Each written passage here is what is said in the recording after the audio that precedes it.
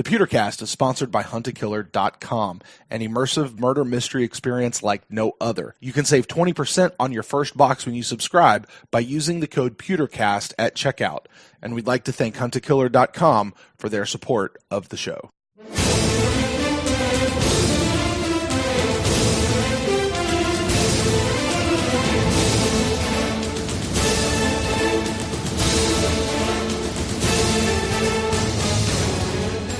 Welcome to the Pewtercast. I am Brent Allen, your host, joined as always by my good friend Ren Daxt. This is our Buck in the News show for Week 9, Game 8, going against the Seattle Seahawks. Bucks are in the air, traveling right now as we speak. Actually, I don't know. They might be landed by now.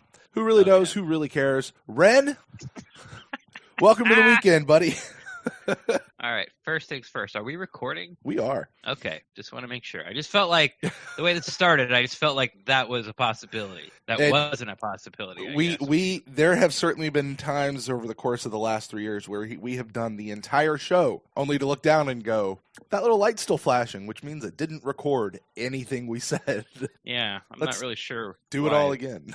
Not really sure why we was included in there. Oh, yeah. We did do the entire show. Yes, we did. But we did not push the record button. But anyway, I think, here's what I'm thinking. I think the Pewtercast, with our 2,000 downloads each per episode, has a shot at taking down Bill Burr's podcast. Wow, there's a hot take. And winning, like download per download. Wow, that's that is what you refer to as a hot take, Ren. Yes, that would be a hot take. Come check out my hot take. And if you don't know what we're talking about, we're going to get to it. Nobody knows what we're talking about. Nobody knows what we're talking about, but we're going to get to it in the Buck in the News. Yes. And because I haven't been sort of this, I guess the new word or the correct term nowadays is triggered, as I'm air quoting it. Right. About an article since Joe Bucks fans tried to pin the Buccaneers for promoting smoking when they did their. Remember that crap? I do. Yeah. Buccaneers promote smoking. It's like, what?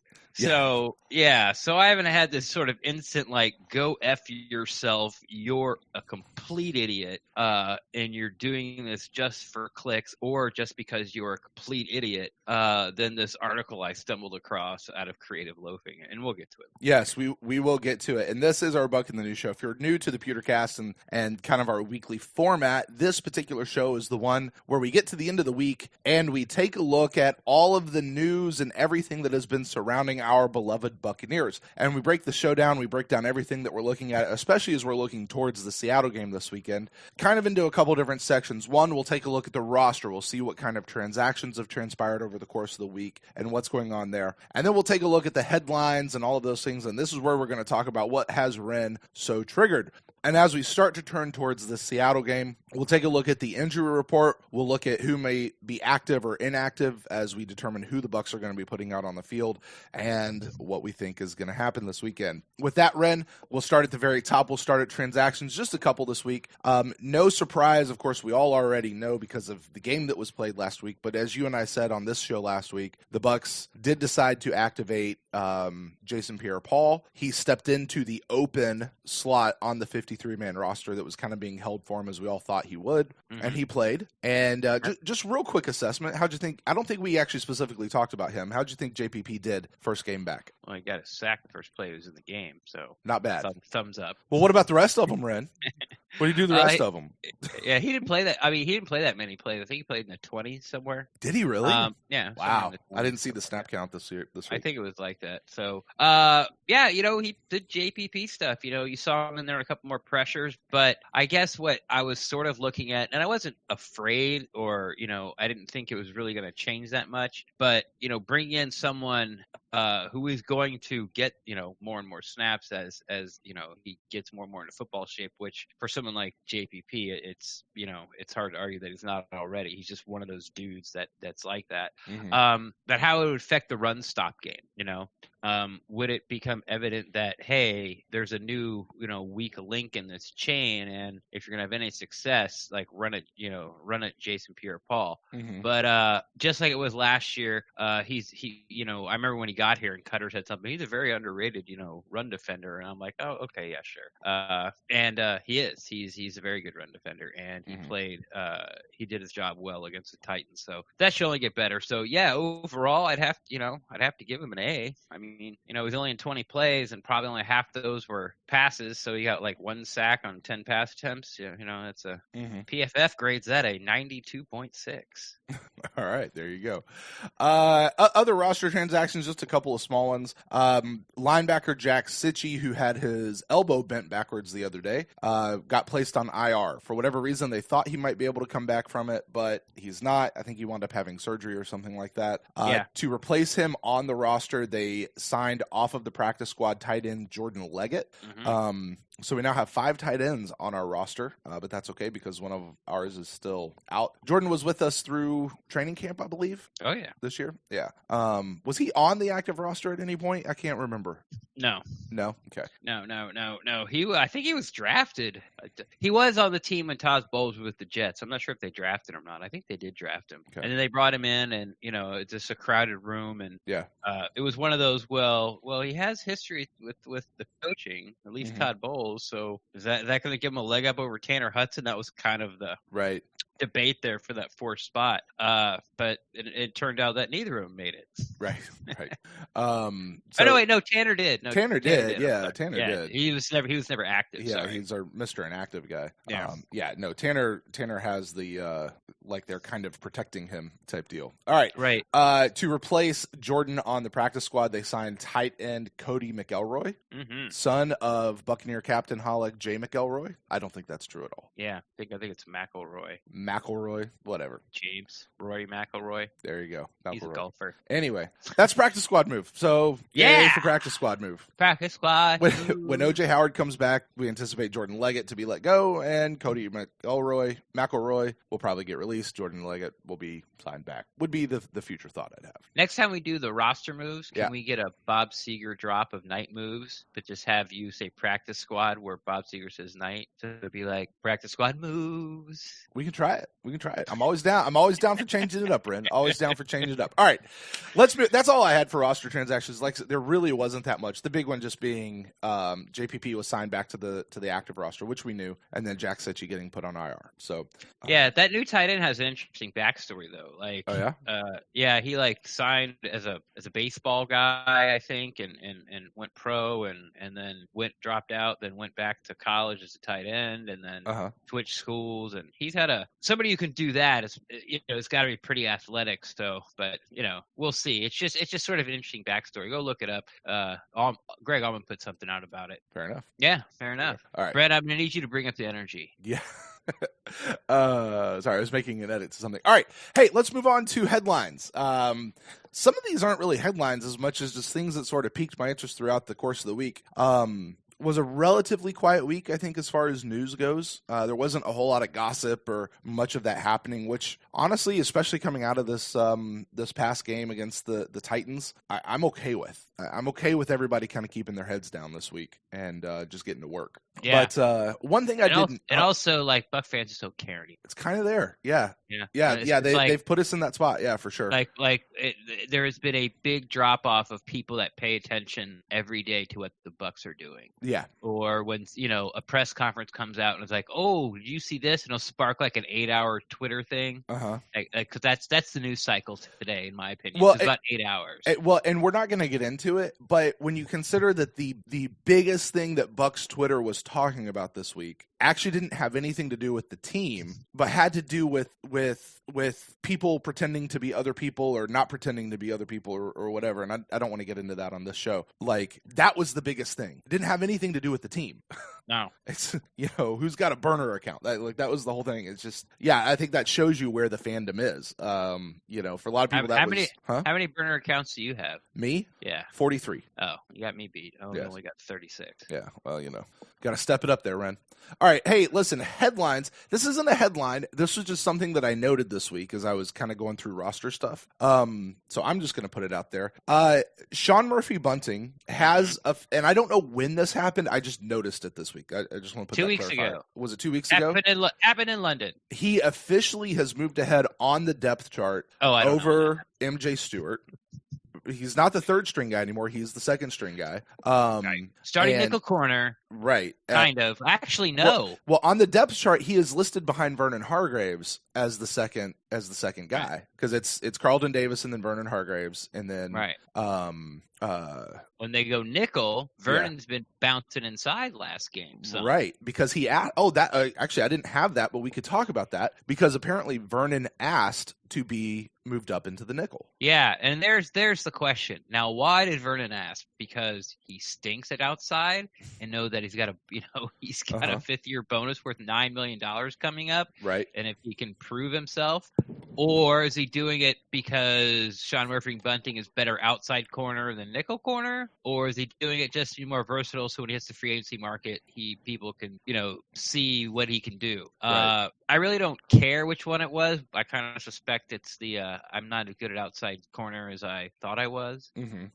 But I like Vernon nickel. I think he's a really good nickel corner.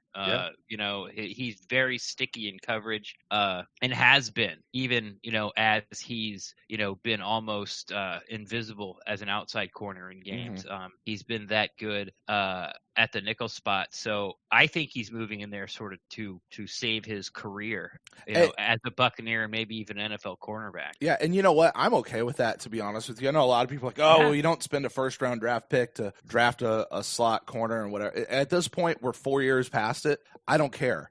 Go ahead. I'm sorry. If the outside cornerback position with Vernon Hargreaves there is suspect, and oh, by the way, if we put in Sean Murphy Bunting or Jamel Dean or whatever, it is also still suspect. And at the same time, with Vernon Hargreaves being outside, whoever's in the slot, that is going to be a suspect spot as well. If we can at least shore up the one spot by moving Vernon over there and let that be a sure thing because Vernon is good in the slot, then I'm okay letting the outside still be a question mark. You know what I mean? Like, let's have one question mark, not two on the team. And if that's his, or three, right? And if that's his best spot, and he does, and he is the best on the team at that spot, then damn it, let's just play him there, and I'm okay with that. And sign him. Yeah. Keep him around. If he's good, keep him around. Yeah. I mean, let's face it, and this has been said before, and I think it's the biggest sort of argument, and I agree with, when you say things like you don't draft a guy 11 or 10 or whatever they picked him at to be a nickel corner. And I'm like, bullcrap, because you need 3 cornerbacks in the NFL nowadays that are all high quality starters. Because if not, teams got guys that they'll put in the slot, a la on our team, Chris Godwin, who's just going to roast your third best corner. Right. And we've seen it, and they're going to do it, and they're going to exploit it, and you're going to lose. Right. So it doesn't matter when the guy's drafted, as long as he fills in one of those 3 quote unquote starting corner spots, then you're ahead of the game, because, having 2 shutdown corners is great. Having 3 corners that can cover is a necessity. Right. Just is. And listen, neither you or I are salary capologists or whatever. I think in general that slot nickel tends to make a bit less money than your outside shutdown corner. But I'll tell you who the slot nickel makes a whole lot more than: the guy sitting at home on his couch. Yeah. And if Vernon is makes more than Ryan Smith. There you go. Exactly. So if he is looking to get that next contract, which Vernon certainly is, then put yourself in the best spot. And if we don't pay him as much as we would have otherwise, I'm okay with that, because we also don't draft people to cut them 4 years later. Yeah. I would if you talk about we're not capologist wizards, Yeah. The Bucs are 10th or 11th or 9th, right now, as far as cap space for next year. But there's a lot of people who are coming off the books, and that's why. Right. So we're going to have to sign a lot of people back. Vernon has a $9 million cap hit that the Bucs have picked up but it's only guaranteed he gets injured. Of course, that means if Vernon blows his knee out tomorrow, the Bucs can't cut him and not pay him. Right. Like, he gets his money. Like, they can cut him, but he gets paid and the money counts against the cap. That's just the way it works. Right. But if he makes through the season and they're like, yeah, we don't think you did good enough at $9 million, we're taking that, that option. That option back, then they can do that as well. Sure. So, but if it works out, like, I don't have a problem paying a guy $9 million to play nickel corner if it works. There you go. I don't. And then when his, when his salary when the contract expires and it's time to sign him, he's not going to make $9 million a year. Mm-hmm. But he knows that they just overpaid him probably by twice the amount he deserved, because we want you on the team. We want you to be our nickel corner going forward, and we're going to pay you, a fair price for it. Why don't you just stay? Like, you like it here. You're from here. You went to Florida. Family's you grew here. up in, family's here. It's like, so if that can work, and this is a lot, ifs and buts, candy and nuts, but if it worked out that way, I know there would be some pushback, especially, from, we've mentioned him twice now, Joe Bucs fan, Lee Kemper, how he stands up on the table about the stupidest stuff. You're going to have to hear that for about 6 months, during the off season. But hey, it's, I'm okay with it, because what's holding the team back, I think the most is the secondary, and it needs to get shored up, by hook or by crook here. And I think moving Vernon to nickel is probably phase 1. Yeah, and I think there's another thing of that too. Very, very well publicized. The Buccaneers just spent a lot of draft capital a couple of years in a row on that secondary. A lot of high draft capital. And for 4 years. Do what? For 4 years. Yeah. Oh, yeah. We've spent a lot there. So to have it, to not allow your new rookies to develop, and the best way to let them develop is put them in game situations. Yeah. Put them into games. To hold them back because of where this guy was 4 years ago, who's obviously not that great at corner, at least outside corner. Yeah, move them around, let these guys climb up, because Sean Murphy-Bunting has moved ahead. Jamel Dean is ahead of both Ryan Smith and MJ Stewart on the depth chart. MJ Stewart and Ryan Smith, MJ Stewart are both third string players now on the depth chart. Yeah, it's going to be interesting going forward. As lost as Sean Murphy-Bunting looked in week 1, just like, duh. Right. And week 2 and week 3, his improvement has really come on, starting with the Saints game, where he didn't have a great game, but he did get a pick, that sort of fell in his lap. So that could have been the catalyst where it started, because he had a much better game against Carolina, and he had his best game, last week. Who did we lose to last week? Titans had his best game against the Titans. So I like how you put that. Who did we lose to this week? Yeah. Who? I mean, not who did we play? Not. I don't think we've won since September, so who the hell did we lose to? So, that's going to, as far as the defensive backfield goes, and all the frustrations that fans and myself have put into it about, the secondary, you're killing me. Really? You've had frustrations about the secondary this year, Ren? Since the Rams game. Oh. It's good to see at least they're trying. They're not doing the same old, because 3 years with Vernon and now 1.5 years with Carlton, nothing's changing. Let's try something different here, guys. Well, it was one of the major criticisms we had about Dirk Cutter and his staff was they wouldn't change anything. They wouldn't try something new, right? Right. We at least do see this change happening here, so that's good. Hopefully, we see a few more changes around the team and various spots, and things get shored up. But with that said, why don't we move on? Hey, surprise, surprise, surprise. Shaq Barrett has reached the 10 sack mark. This time by game 7. We had it happen last year. JPP came in and did it. I think it was around week 10, game 10 or something like that. Maybe 11. But this is now 2 years in a row, Ren, that we've had that magical double-digit sack guy. Yep. After, I don't know how many years of not having a double-digit sack guy. At least 8 before that. I think it was 10. 8 or 9, yeah. He also has 4 forced fumbles this year, so Shaq Barrett. midway point through the season here, Ren. What do you think the odds are Shaq Barrett winds up getting re-signed in Tampa, or he's priced out and he runs away in free agency to another team next year? 75-25 go. You think 75% he goes next year? Because Yeah. the other side of that, though, is, I think JPP has set himself up to go this year as well. So that means we would be losing both Shaq Barrett and JPP on our outside edges. Yep. Yikes.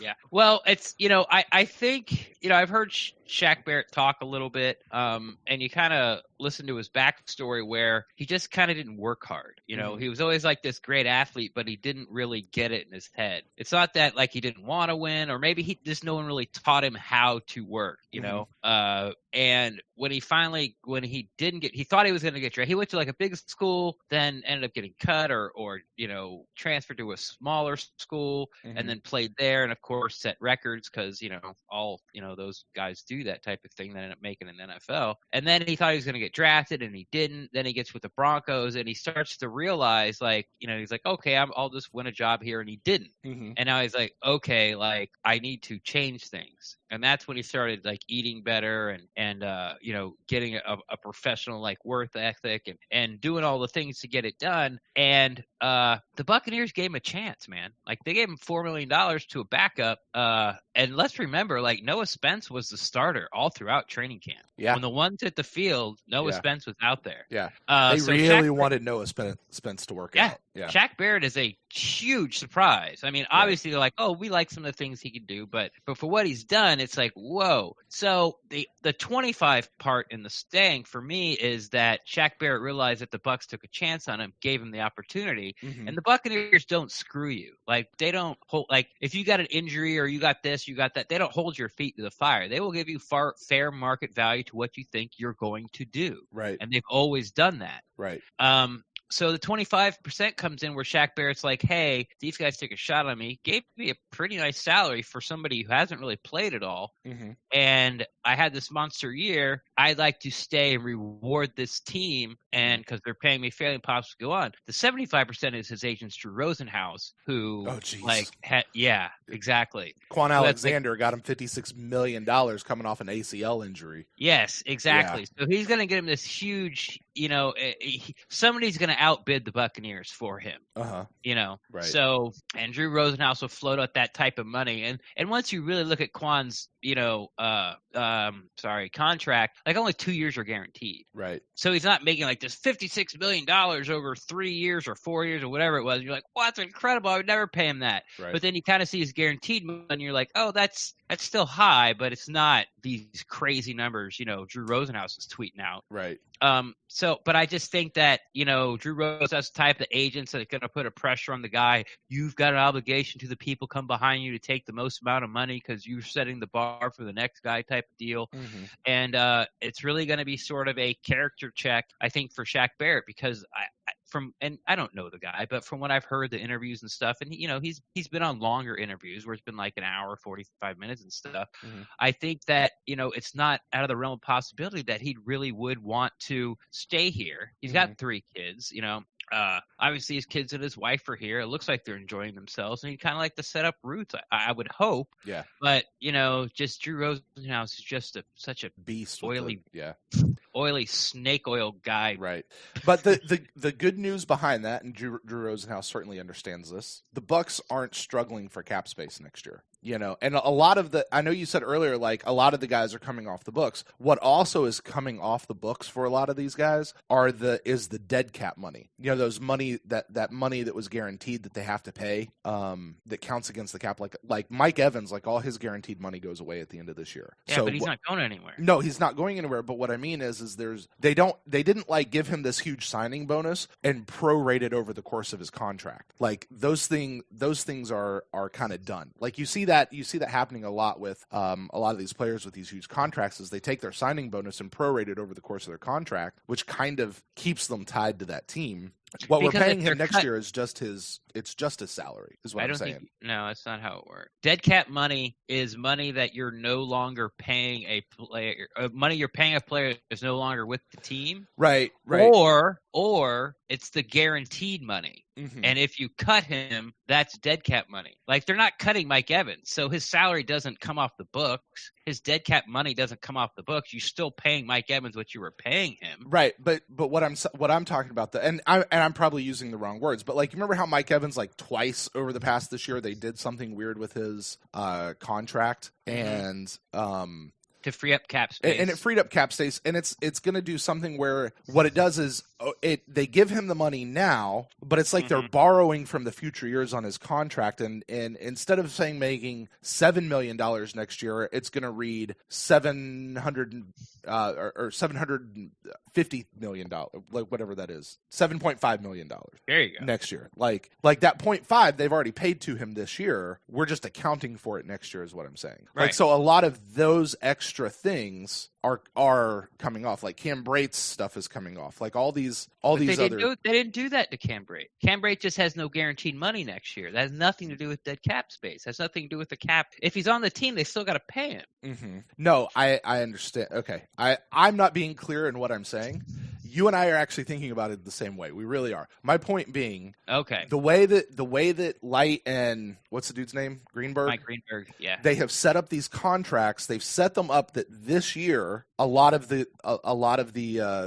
they've set it up so that this year we have a lot of cap space. Let's put it that way. Yeah. And because we got to re-sign Jameis and a bunch of these other guys. They set it up because it's because a lot of these players are free agents next year. Shaq Barrett doesn't have a contract. Ndamukong Suh doesn't have a contract. Mm-hmm. You know, JPP doesn't have a contract. And when you're talking about, you know, players like Mike or Brate or players like Ryan Jensen, what they can do, like, they don't have any more guaranteed money. So if they're cut, their entire salary comes off the books because there's no dead cap money. I mean, you know, even though, you know, like the $4 million for Shaq and the $11 million for JPP and what was it, the $9 million for Ndamukong Suh or $6 million or whatever it was, all that comes off the books, but you still got to replace those guys. Right. So, but to go back to my point, even earlier where we got into this little rabbit trail, they've got money that they can pay Shaq Barrett. Oh yeah, that Drew Rosenhaus is going to use. Like they might get outbid, but they can still increase their bid. Yeah, they're definitely not handcuffed. Yeah, they're not handcuffed like they were last year. Yeah, exactly. So we'll see what happens. But yay for Shaq Barrett. Oh, by the way, also with that 10 sack mark, he just triggered another $250,000 bonus for himself for this year. So good on him. Ruining our salary cap, Shaq Barrett. Thanks. All right, let's talk about the coaches. Let's talk about some things. Rick Stroud. This wasn't news. This was more something that they were talking about on their show, but I thought it was interesting. Wanted to bring it up. We're going to talk about Jameis for just a little bit here. But Rick Stroud on his podcast, I think it was Tuesdays, right around the 10-minute mark or so, he was talking about why he thinks that Bruce Arians feels the need to defend Jameis. I think this week I've seen BA taking a lot of flack for continuing to defend Jameis. And his take on it was that it's because he doesn't want the rest of the team buying into this narrative that we lose because of the quarterback, which is certainly something that is permeating among Bucs fandom. It's permeating among the national media. It's permeating among the article you're going to bring up later, Red, is the Bucs are losing because of the quarterback, and he doesn't want them thinking that it's just because of the quarterback. And in essence, he is holding the rest of the team's feet to the fire, and he is trying to hold the rest of the team accountable. And that's a big part of it. Your thoughts? Yeah, I guess. I mean, it fits, I guess. I mean, I don't know. I don't understand why he has, if that's what he's trying to tell the players, he has plenty of time to tell the players, you know, do they have to say it again at the podium? Maybe he's saying it at the podium. So he's trying to change the national narrative. So the players quit hearing this national narrative, or at least it's brought up where, you know, on Good Morning Football that they actually discuss it on the air, and maybe players see it there. Like, is Bruce Arians right about this? But it's sort of a slippery slope. Like, we all want to believe Bruce Arians, right? We all want Jameis to be the guy, and you know, it seems like for the past 3 years at least, it's been this, well, this wasn't, the Bucs, that game they had 19 turnovers, but Jameis was only responsible for 5 of them, Right. So, but then you look at the numbers and he's got 73, 71 turnovers now since he entered the It's league. a lot, yeah. And it's a lot by a lot. Yeah. So, other quarterbacks have receivers that run bad routes. Other quarterbacks have, fumbles that aren't their fault. Mm-hmm. And they're not even close to, how many of these can you excuse away? Even if you go through the stats and excuse away all of them, he's probably still leading the league in turnovers. Right. And let everyone else keep all their excuses ones. Mm-hmm. So it depends on where you are as a fan. If you're fed up with Jameis and you're fed up with the team, you're calling bullcrap on that. Right. If you want to believe and you believe in Bruce Arians, and even though you're hurt, and even though there was a 7 turnover game or 8 turnover game in London, BA's throwing you a lifeline and you're taking it. Yeah. Yeah, I don't know. I'm so in the middle on this whole thing. It's really just got to wait and see. It really is. It really is. And it's still the old Gerald McCoy opening camp presser. Dude, quit telling me and show me. Yeah, exactly. Yeah. I wholeheartedly agree with you. I mean, there might be something to what Rick Stroud is saying here, because I do think this. While everything that you just said about Jameis is 100% true, and I 100% concur with that. And I have said multiple times, I'm off the Jameis train. If BA fixes him, great, we'll come back to it. I want whoever is wearing red and pewter on Sunday lining up under center, I'm cheering for that person. But I'm cheering for the name on the front of the jersey, not the name on the back at this point. Yes. You still have your ticket. Yeah. Your first class ticket on the Jameis train. You're just standing on the platform. Yeah. Waiting to see what he's going to do. I'm waiting to see what we're going to do this year. Yeah, exactly. Yeah. The engineer's calling 5 minutes and you still haven't decided if you're getting on or not. But while everybody keeps pointing to Jameis, I get what Coach is doing, because I'm also over here looking and going, now wait a minute, the rest of the team isn't stepping up, because we've seen backup quarterbacks go into a situation and make up for poor quarterback play where the rest of the team steps up. Right? You see that. That's not something we've seen across the NFL. So what that tells me is it's not just the quarterback. The quarterback's a big part of it. The quarterback has his issues for sure, but it's not just him. It's the rest of the team. And yes, we need to get the quarterback situation straightened out. Don't hear me wrong. I'm not excusing anything that's happening at the quarterback spot. We need to get that situated, but we also have to get the rest of it situated as well. And if this is BA, maybe he's even he's told them this to their face in the team meetings or in the locker rooms or whatever, you got to get your head out of your ass one-on-one. And then he's turned around and even reiterating it to the media. So it's that same consistent message all the way across. And maybe that's what Stroud knows, or that's what Stroud's speculating. I don't know.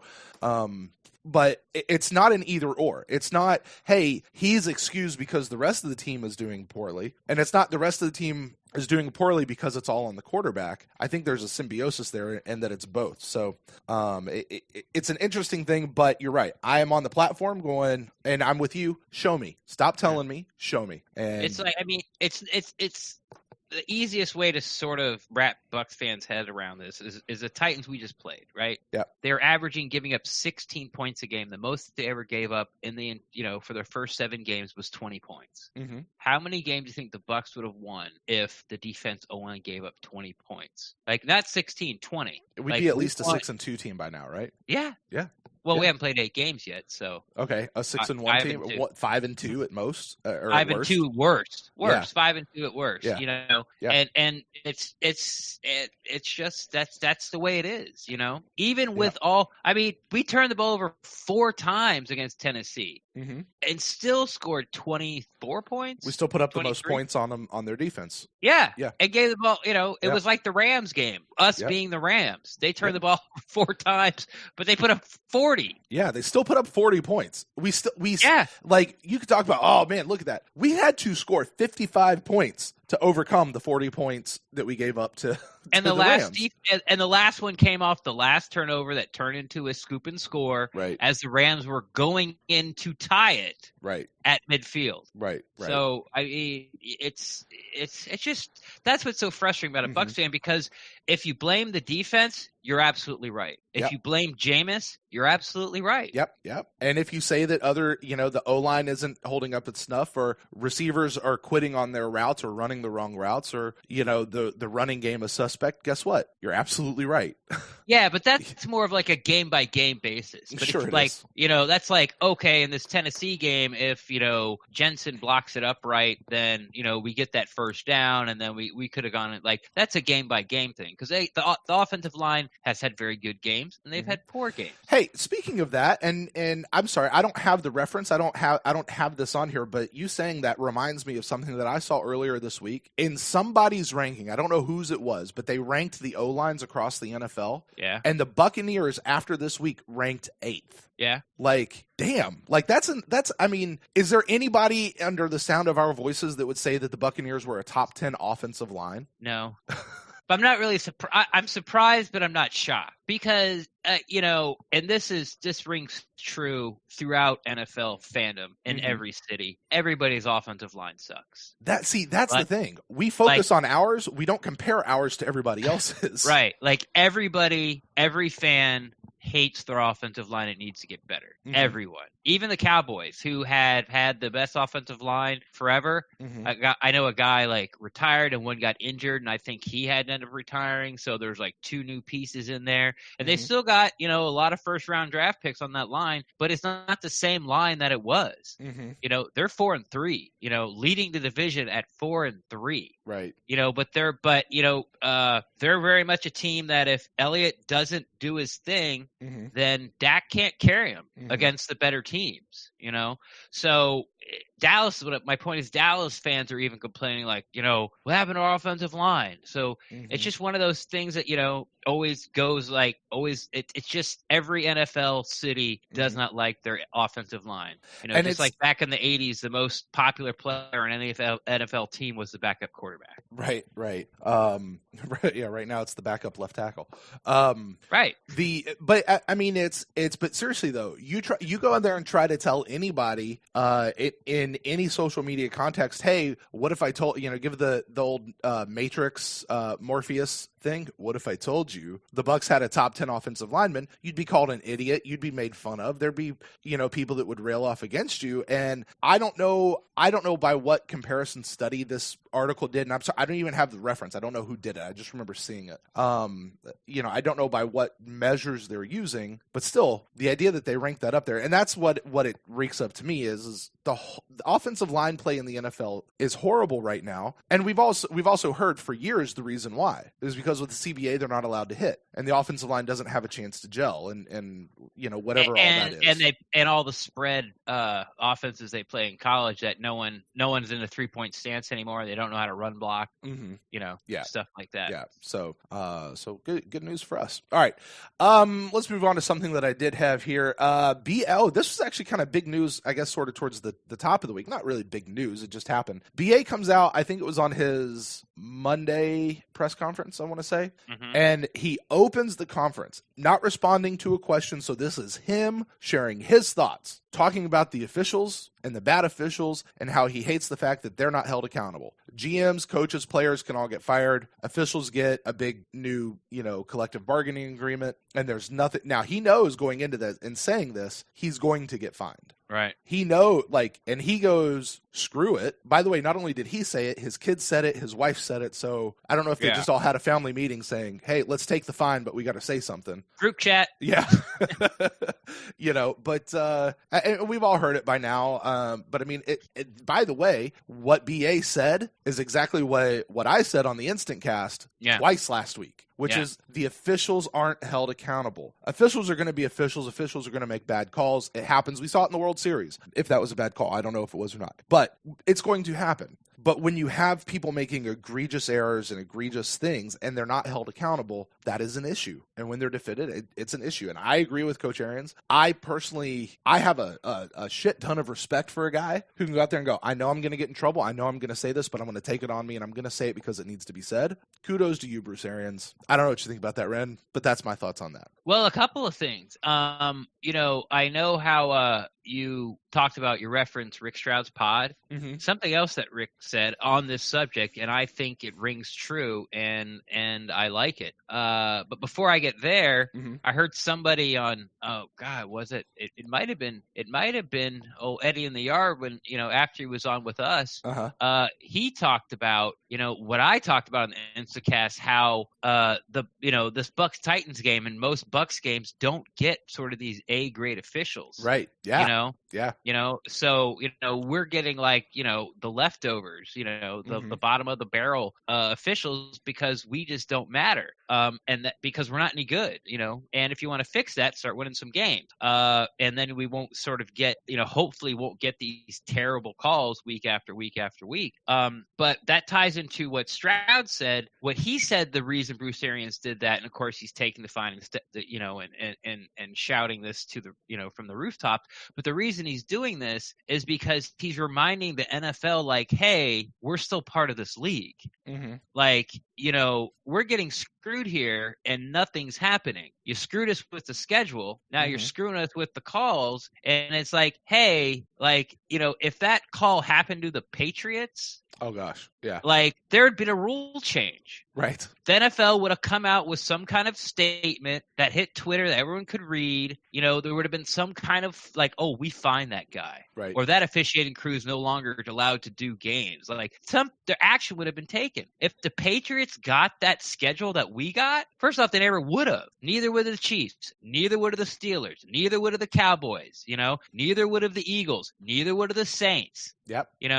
Even the Niners, the Seahawks. Now, see, we have a chance at having a good, an okay, at least, officiating crew this week because of who we're playing. And it's a 4:00 game. Right. So there are only, I think there's only 2 4:00 games. Like Fox only has a choice of 2 4:00 games. So there's only 2 NFC 4:00 games. Yeah. But, I like that I like that idea that Stroud came up with, where he's saying, hey, look, guys, like, I understand we're the Buccaneers, but we still pay taxes. Like, right. It's like, I pay just as many taxes as that guy over there. You need to quit. You need to quit crapping on me, or things are going to happen. Right.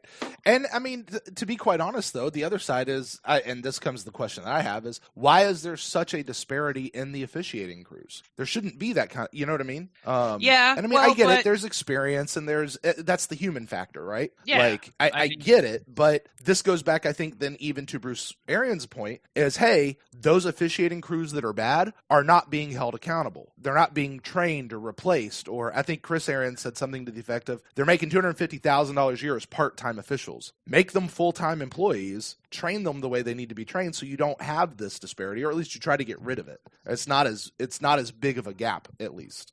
Yeah, I know they are graded, but I don't know if, like, and the better ones are rewarded with playoff games and Super Bowls and such. Sure. And probably the Thursday night, Sunday night, the big marquee games. Sure. And they probably get more money for those games and stuff. No. Well, maybe, I don't know. It's in their CBA, but yeah. I don't think like you get fired. You know what I mean? Yeah. Like I never see news about this official is let go because he had the poorest graded out of the 2018 season. Right. I think there was one official that we saw, was it last year?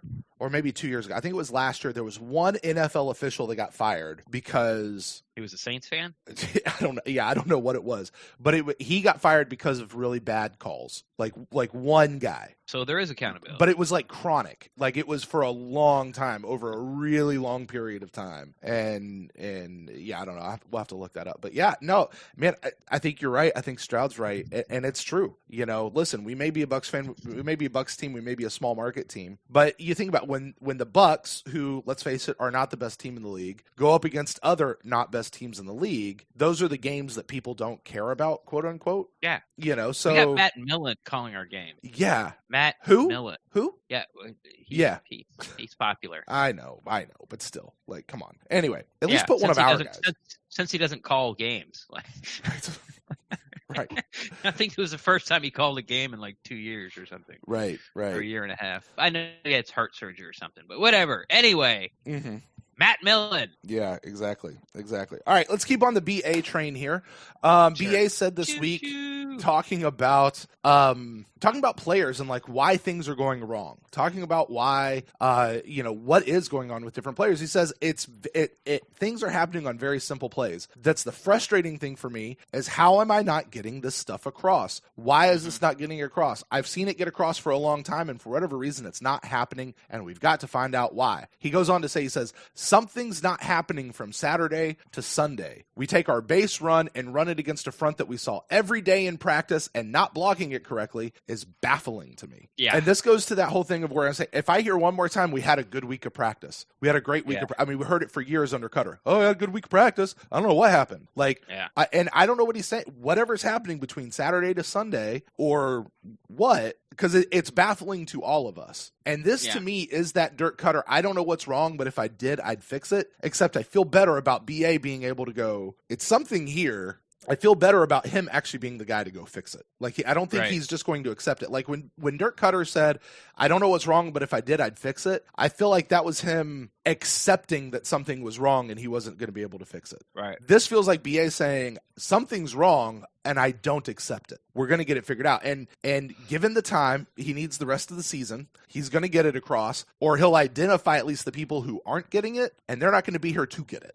Yeah, but this really scares me, and sort of that comment, and because it's something that we've heard from different coaches in different sort of ways through the years. Like Mike Smith, it was like communication. It's got to work on communication. Right. Like Todd Bowles, now it's communication. I mean, they couldn't even. It was like what, 3rd and goal for the Titans, and they didn't even have enough guys covering on the left side of the field. They had 3 receivers over there and only 2, and it's like, miscommunication. You think? Right. It's just basic crap, and it scares you because I'm starting to think that the guys, the cornerstone guys, the Marpettes, the Smiths, the Hargraves, the Whites, the Whiteheads, like the Davises, the O.J. Howards, the Mike Evans, the Chris Godwins. These are the guys, the Jensens, that are not getting it.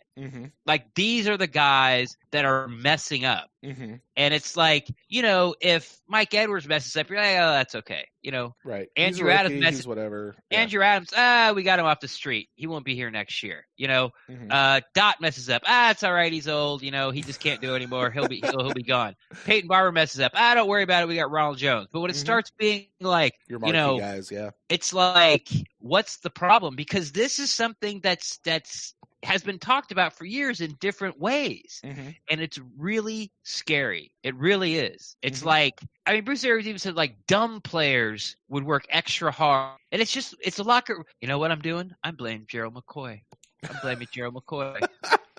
He set that locker room up where as soon as the game was over, hey, man, other things in life are more important. And he trained everybody in that locker room to be okay with losing. Not that they're going to say it out loud, but, hey, it's really not, it's not that big of a deal. Life goes on, go be with your family. Like, that's the problem. It's that sort of, I gave it my best shot.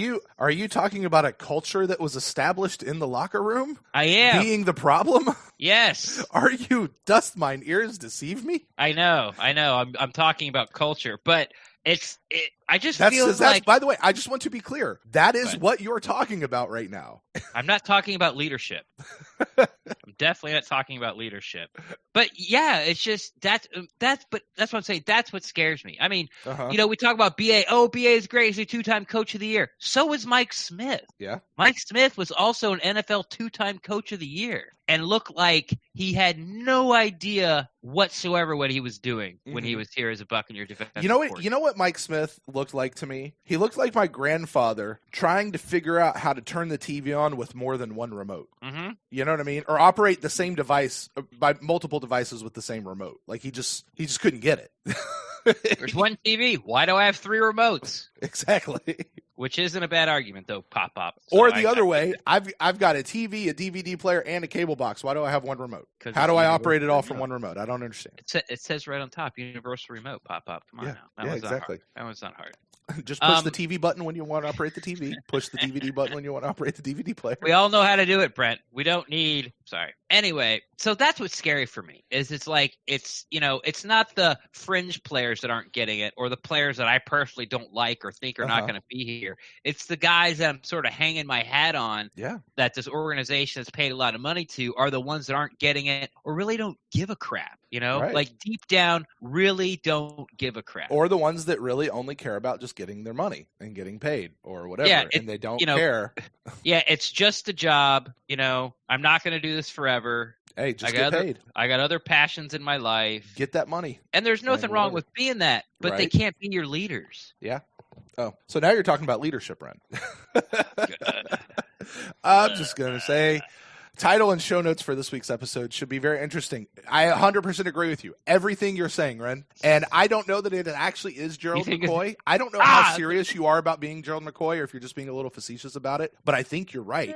And I think there's a lot – you probably are being serious about it. You might be. It's possible that is just not the attitude you need in the locker room. And, people say, well, what about, Panthers? He's doing pretty well with Panthers. Yeah, but he's not the guy who's been the guy in the locker room, for the Panthers setting those tones. So, anyway, we'll see. Speaking of the locker room, though, Ren, let's talk about the locker room. The word we keep hearing from the locker room this week is angry. The Bucs players are angry. We heard about it. They were angry after the Titans loss in the locker room there. They have been angry all week long. Usually by this point in the week, we hear about this upbeat spirit. Yeah, the guys, they had lost one, but they come back, they shook it off, and, they have a good week of practice, and it seems like they're kind of upbeat. They're playing ping pong in the locker room or wherever. That doesn't seem to be the case this week, at least not what we're hearing from the people there at One Buc. This angry thing. In fact, they asked BA about it after practice one day this week, and he said, yeah, I could sense it. It was a very serious practice this week. Very serious practice. And it does.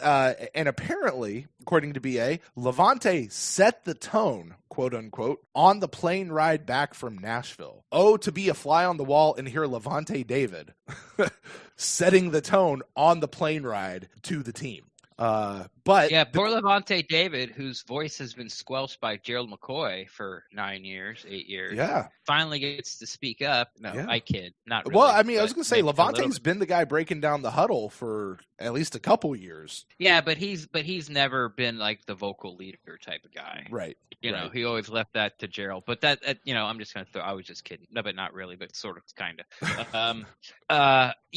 But, it's something I said in the Instacast. Well, welcome to being a fan. Yeah. We hear this crap, year in and year out. Well, the players care as much as you do, or the players, trust me, the players care more about it than you do. No, they don't, because it took a 2-5 record to lose to a crappy team that you should have beat. That I heard in the locker room interviews and hear these quotes and people talking about it.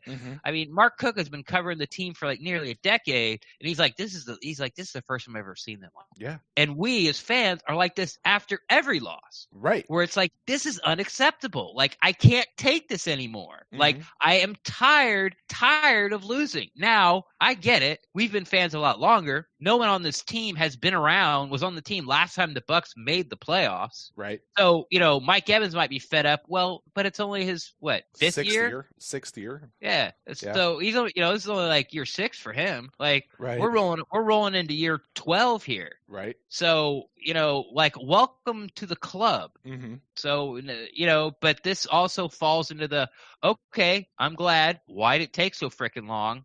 But also, I don't really care. Go win some football games. Yeah. Because then I'll start talking about how great you are for telling people to shut up or not, goof around on the plane ride back. Yeah. Because as of right now, it means absolutely nothing. Right. No, you're 100% right, because that's the question, is will it translate to the game this week? And we can't predict that. You could say, oh, yeah, I think it will. I think you don't know. There's no way to predict it. We'll wait and see. And we're playing against a pretty good Seattle Seahawks team, or at least what I understand is a pretty good Seattle Seahawks team.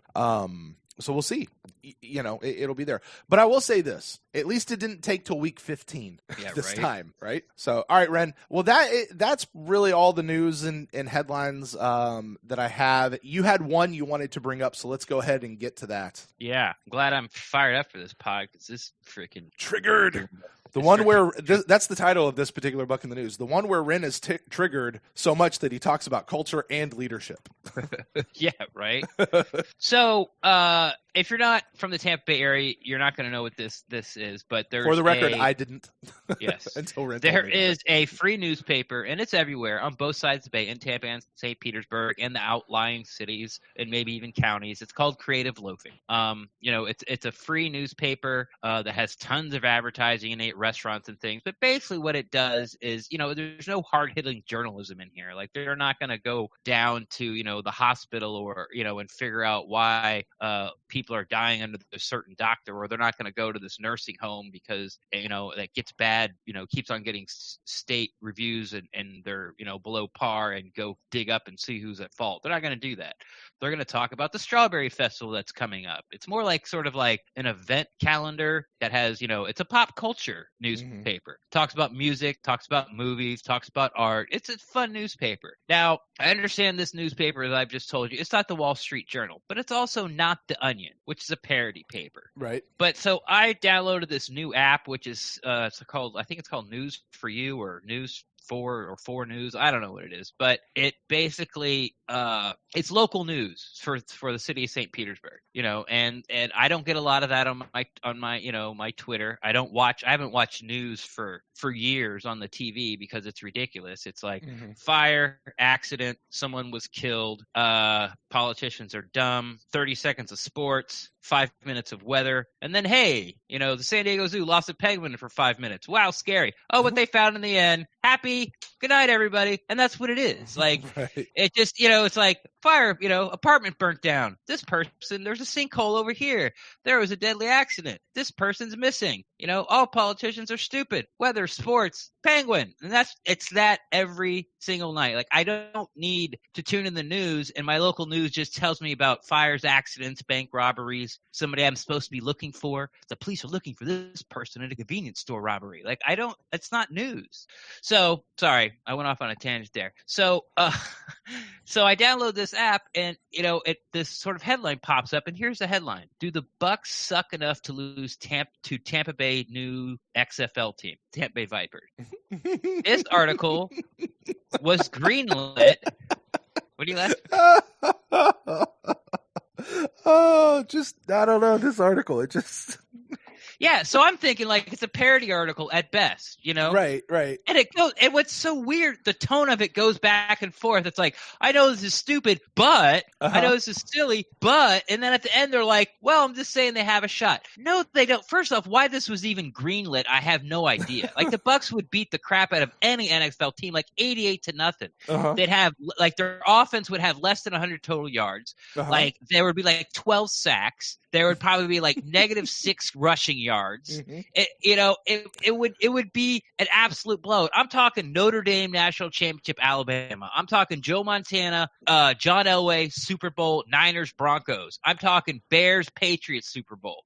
I'm talking stomp ass beating crap. Now this guy, Carter Brandt, Super Bowl. Bucs Raiders Super Bowl. Yeah. Bucs Raiders Super Bowl. There you go. This guy, Carter Brantley, which by the way, you can find him on Twitter at Carter Brantley. Let me spell that for you. This is the guy that wrote the article.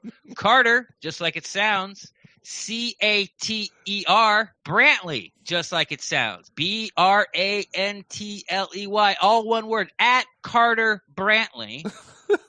At Carter Brantley apparently writes for Creative Loafing. And in his article, he talks about, the Vipers have Quentin Williams, which he, by the way... No, Quentin Flowers. Thank you. Quentin Flowers. Sorry. Yeah. What he apparently thinks is a travesty that I have no idea why this guy's not an NFL quarterback. Like, and he goes, full disclosure, I loved him at USF. Full disclosure, his Twitter Abby is a picture of him in a USF shirt. He went to USF probably when Quentin Williams / Flowers was the quarterback there. So since the Vipers drafted Quentin Flowers, who, by the way, isn't playing quarterback, Aaron Murray is, who brilliant sports analyst Carter Brantley, at Carter Brantley on Twitter, called a game manager. Aaron Murray, who only has thrown for the most yards in SEC history as a quarterback, because that stat screams game manager. And then he goes on and goes, oh, it's just kind of silly, but yeah. Oh, but Jameis has all these turnovers. Hey, UCF beat, Auburn in the Peach Bowl like 3 years ago. Yeah, they did. Last time I checked, they're both college football programs. Oh, and the last time I checked, one was undefeated. The other one only had one loss. Yes, UCF, a good team, beat another good team. This is not the same. It's not even the same playing field. You know what this reminds me of, Ren? This is a freak. And then you know what he does on his Twitter line? What's that? He tweets out the article with, hey, did you check out my hot take? Hot take. Yeah. Hot fucking take. Yeah. I think hey, I said I could beat up Mike Tyson in his prime. Hot take. No, you're stupid. You're wrong. I think I said that's not a hot take. That's a person's unilateral wet dream is what that is. This is just it's absolute and what really makes me mad is if the tone was sort of like wink wink nudge nudge, yeah. But he acknowledges that it's wink wink nudge nudge, and then he tries to back it up that the Vipers are going to have a chance in this game. Yeah. Then he wink wink nudge nudge, and then but he ends it with all I'm saying is Vipers have a shot. No, they don't. Zero shot. It would really some non-football fan is going to pick up Creative Loafing and read this article and believe it. Yeah. Because they don't know anything about the Vipers. They've never even heard of the XFL. They don't follow the Buccaneers at all. They probably don't follow sports at all. And you know what's going to happen, Brett? I'm going to run into that schmuck somewhere. And they're going to be like, oh, hey, nice Bucs hat. I just read this article that the Vipers are going to beat them. And I have to have a conversation with nut job all because of freaking Carter Brantley. At Carter Brantley. CarterBrantley. Carter Brantley. All right, Bucs social media, you know what to do. What? What do you mean? Go on. Sick 'em. You know what this reminds me of, though, Ren? My 7-year-old, in this household, we are fans of the Tampa Bay Buccaneers. We are also a fan of the Kentucky Wildcats. That's where we're from. And he is asking me all the time now, because he's starting to clue into the idea that the Buccaneers have not been winning as he watches the games with me, or he's, hey, Dad, how'd the game go? I bet they lost today, didn't they? And my dad likes to give me a little bit of grief. And yeah, and I say, you're not allowed to go to your grandfather's anymore. But he's like, hey, Dad, you know what I think? I think the Kentucky basketball team could beat the Bucs football team. They could in basketball. And I'm like, in what sport, son? In football. Do you think a shark could beat up a dolphin? It's such an insane idea. It really is. And I mean, you get this every year with like an Alabama or a Clemson or something like that. Could the best team in college football beat the best team in the NFL? The answer is no. They're not going to. I mean, no. Any given Sunday, if you fall under that rule, I guess maybe, perhaps, but no, you're not going to. It's not the same level of play. It's not. The worst players in the NFL are the best players in college. And the people playing in the XFL, you and I were talking about this a little bit before the show started. The people who are playing in the XFL are people who, A, couldn't make it out of college, but mostly they're practice squad guys who got cut from their practice squad. They're guys who already couldn't make it in the NFL against the guys who did make it in the NFL. Not starters in the NFL, not backups in the NFL, not special teamers in the NFL, not practice squad guys in the NFL.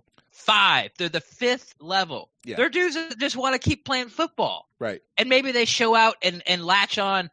God, I wonder, remember we talked about this, how many AFL players would make opening day rosters? Yeah. I should really look into that, because I remember over was at 7. Yeah, I think it was right around 12. But the bigger question is, okay, 7 games in, of those AAF players, how many of them not are just on a roster, but are actually contributing to the team? 0. They're not. Yeah, exactly. Like even the best player in the AAF, which might have been the quarterback for the Apollos, honestly, he's not really playing. He might be. I think he's a backup somewhere right now, or he's running the scout team.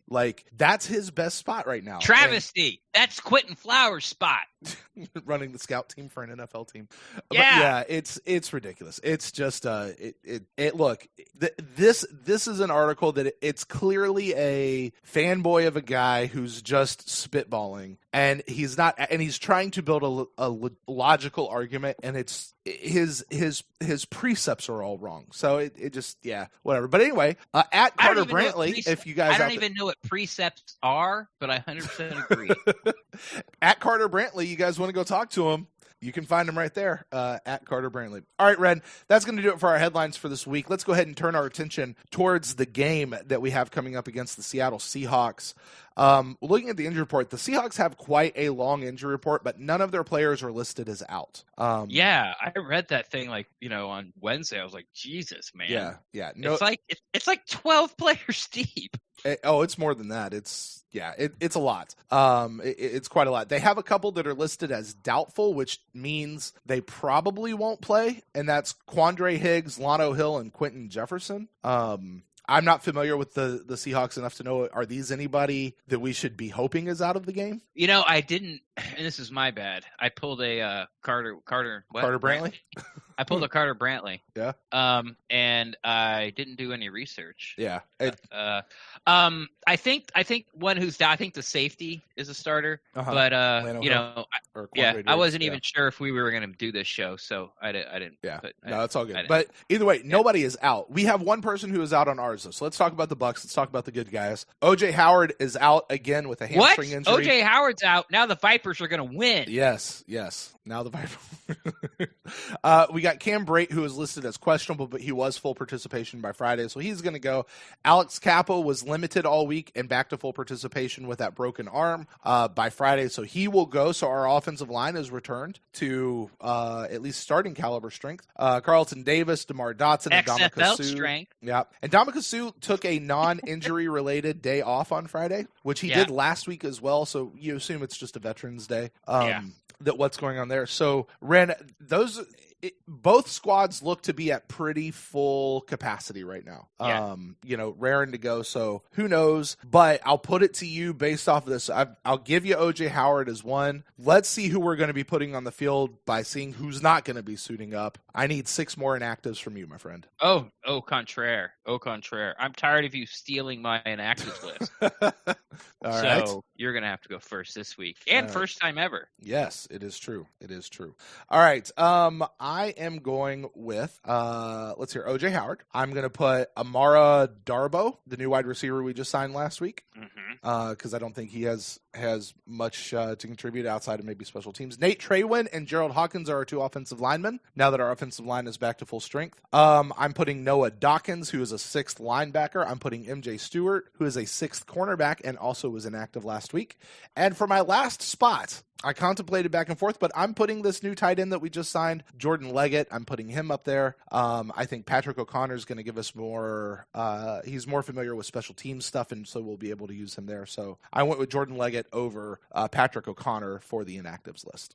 Surprise, surprise, surprise. I have the exact same list. Oh, well, there you go. Yeah. That you just created right now while I was talking? All the way across the board. All right. Wow. You just stole my list, didn't you? From now on, you're going first, Ren. From now on. I'm tired of you stealing my list. You just have, your logic isn't flawed. Just thought the same way. All my precepts are sound, Ren. Whatever that means. I 100% agree. All right. Well, it's something to do with battery nodes and putting them in the right way. Right. So I am interested to see if they do anything with this Jordan Leggett guy, though. They did, having just signed him to the active roster with OJ Howard being out. I don't think so.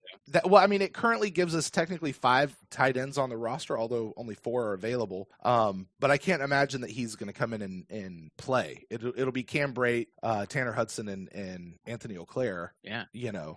So to me, it just comes down to special teamers, and Patrick O'Connor, I've just got to believe, has more to contribute at that point than a Jordan Leggett. I could be wrong. I don't know. Just by last name alone. There you go. So with that said, Ren, that brings us to the end of our show. What? And here we are. I know. This show has surprised me. It has taken left turns and right turns. You have talked about culture and leadership. You have been triggered. And now, Ren, we're at the end of the show. I give you a chance as we sign off. Final thoughts as we head in towards this game. We're actually playing tomorrow, recording the show a little bit late than we normally do, but I'll give you a shot. Final thoughts towards the game tomorrow, and then you know what to do. Gerald McCoy ruined the locker room. That's all I'm saying. No, that's not. Well, maybe it is true. It's something I'm going to work on, but I won't say it out loud again until it's true, which may be very soon. The game. This is how I think the game's going to go. And like I think my precepts, is that what you said? Mm-hmm. My precepts may be off on this, but I think the Bucs are going to blow them out. You really? I do. You've said that about the last two games, though. I mean, you didn't say blow out. You just said win. But and we should have. Yes, we absolutely should have. What a shocker! We shot ourselves in the foot. Right. I think we're going to blow them out. Like I think we're gonna. It may not end up a 2-score, but we'll be up by 2-score with 2 minutes left, and Seattle may go down and get a touchdown, and kind of one of those. It wasn't as close as the score anticipated. I don't think Seattle's going to be able to run the ball. Yes, Russell Wilson sometimes is going to get out of the pocket and pick up key first downs with his legs, but I don't know. I just think that the Bucs are angry enough to do something about it. I don't know if that's it or not. I just think we match up well against Seattle. I just do. Okay. For some reason, I really can't put my finger on it. I think Russell Wilson is a careful enough quarterback where until he has to push the ball down the field, which is going to be late, I feel like with Russell Wilson, all you really have to do is play cover 2 and just keep everything in front of you. Okay. Because he's going to try to nickel and dime it all the way down the field, and the offensive line and their run game isn't good enough to sort of support that, to be able to do that all the way down the field, because that's the way Russell Wilson plays. Now, when it gets into the fourth quarter and they're down 2 scores, like he's going to start taking more chances down the field, but by that time it may be too late. Right or wrong, that's just kind of the way I feel. I think we're going to win the game. So the Bucs will be what's that make us 3-5 coming out of this long road trip, which most of us said, hey, if we're 4-4, or a lot of people said if we're 4-4, that's good enough. Then we get like 5 of the next 8 at home, and we'll see if they can make a push at the end. So all hope is not lost, barely. But I expect it to be. We're not officially out of it yet, Ren. Yeah, exactly. We're not mathematically out. We only got to win 10 of the next 9 games. So anyway, if you want to talk to me, the best place to find me is on Twitter, at Carter Brantley. At Rendax, REN_DAXT. I'm always down to talk Buccaneers football. Yes, Carter, if you would like to talk to Ren, it is at Rendax. I do not recommend that, Carter. I'll drive you. Where are you right now, Carter? Why? Because I'm going to come punch you in the face. As we do not promote physical violence here on the podcast unless it's between the whistles. I meant virtual punching. There you go. There you go. Figuratively, right? You have a Nintendo Wii, right? I mean, let's get online and hash this out, bro. Play him in what's that game you used to play all the time? Not Fortnite, the other one. PUBG. Yeah. Play you in PUBG and show you who's right. Anyway, settle this in the digital world. Yeah. Look, I got to be honest. I'm not as confident as you are about this game this week. Why? And Seattle's only one of the best teams in the NFL. Exactly. And they're playing at home. Yeah. And we're going 4,000 miles. And it's week 7 of a 7-week road trip. So, all indicators are pointing pro Bucs. Yeah. And but the Bucs are pissed off this week though, Ren. Let's not forget that. There you go. And BA really likes playing in Seattle, so whatever that means. I guess 3-1 after bye weeks. Pete Carroll is actually older than BA. I don't know if that works in our favor. There you go. There you go. But anyway, yeah, I don't know. I'm not. We're gonna get a good officiating crew. Yeah, there you go. So anyway, yeah, I don't know. I don't. I'm not saying that I have a gut feeling. I don't do gut feelings a whole lot on this show. It's not that. I'm just not so confident, and maybe I'm in that self-protective mode you talk about, Ren. Of just you just got to show me. I just got to see it. Before I believe it, I got to see it, and I got to see where you're taking it, BA, and what you're doing, and I'm interested. I want to see. I'll tell you things I'm looking for this week, though. I'm wanting to watch VH3 in the slot again this week and see him continue to play well there, not just having the one game. I want to see him continue to play well. I want to see the O-line return to full strength, potentially have a good game, and I feel like I've heard somewhere, I think it was Carmen Vitale actually, talking about Rojo potentially getting an increase in workload and that he's earned it. So I'm interested to see if anything happens there in the running back game. I'm not saying he's going to start like they've been doing the thing, but an increased load overall, I'm maybe looking to see that out of Rojo. Of course, we're always looking to see fewer interceptions and turning the ball over, not just out of Jameis, but out of everybody. But clean, sharp football. No more interceptions from Ryan Jensen. Yeah, there you go. I don't want to see any more interceptions, or I don't want to see any more I don't want to say any more, but because they're going to happen. But the pre-snap penalties, those shouldn't happen. Yeah, more disciplined football. That's what I'm wanting to see out of all of these guys, front to back. Look like you prepared. Yeah, look like you give a crap. Right. Look like this team is like this coaching staff is coming in and holding people accountable. Look like you're just not collecting a check. Exactly. So that's what I've got going on. That's what I'm thinking. If you guys want to find me, you can find me at Brent Allen Live across all the social medias. And the show, you can find us at the Pewtercast on Twitter and on Facebook. You can send us emails to thepewtercast@gmail.com. Red, turns out we've actually had a few people who have sent us emails to our Facebook account that I have not seen. So if you're one of those people who sent us emails there or sent us messages there, I'm going to catch up with you guys on the next Fan Interaction show.